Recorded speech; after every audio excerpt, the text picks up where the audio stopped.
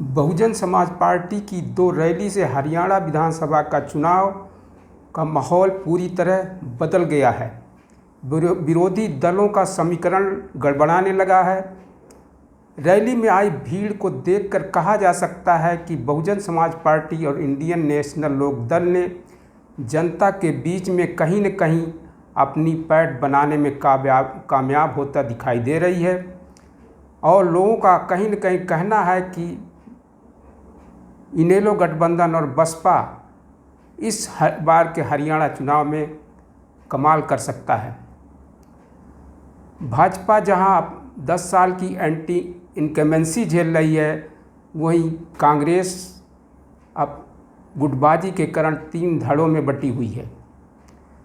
BJP इतनी डरी हुई है कि अपने पूर्व मुख्यमंत्री मनोहर लाल खट्टर से दूरी बना ली है और पीएम नरेंद्र मोदी और अमित शाह अपने मंचों पर उनको स्थान नहीं दे रहे हैं।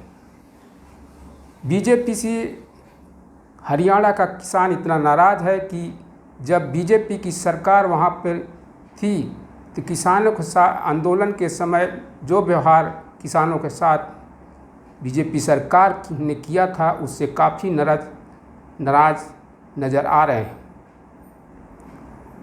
उधर कांग्रेस भी अपने बगावती लोगों से परेशान है। कांग्रेस के 16 लोग बगावत करके मैदान में हैं, चुनावी मैदान में हैं, जिसे कांग्रेस ने अभी कल पार्टी से 6 साल के लिए बाहर कर दिया है। लेकिन कहीं न कहीं वो 16 जो बगावत करके चुनाव लड़ रहे हैं, अपने निजी प्रभाव से कांग्रेस का नुकसान भी करेंगे। बहुजन समाज पार्टी की मुखिया की अभी 2 रैली बाकी है।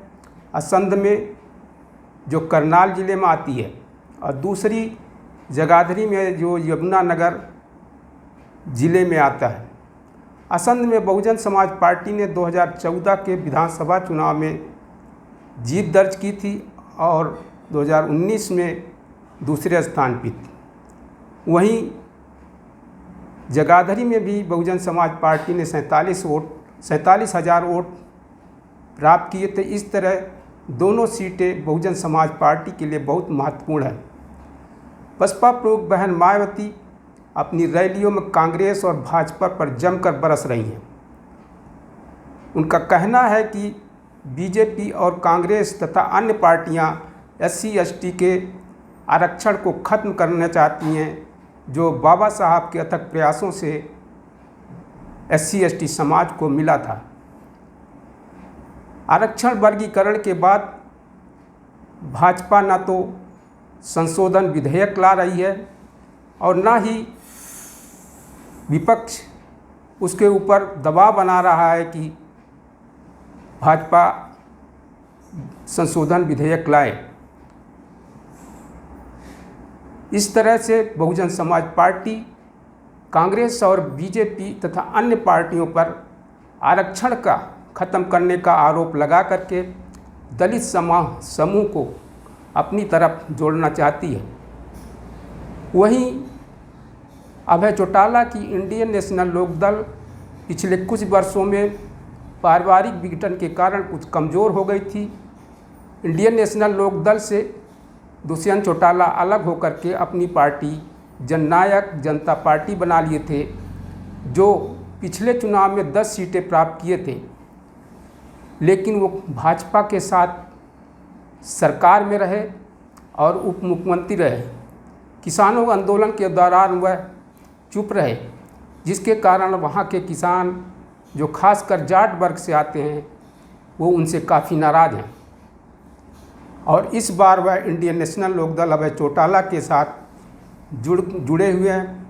अभय चौटाला अपनी पार्टी को काफ़ी मजबूत करने में लगे हुए हैं और वह देवीलाल की जयंती के अवसर पर जुटी भीड़ से पता लग सकता है।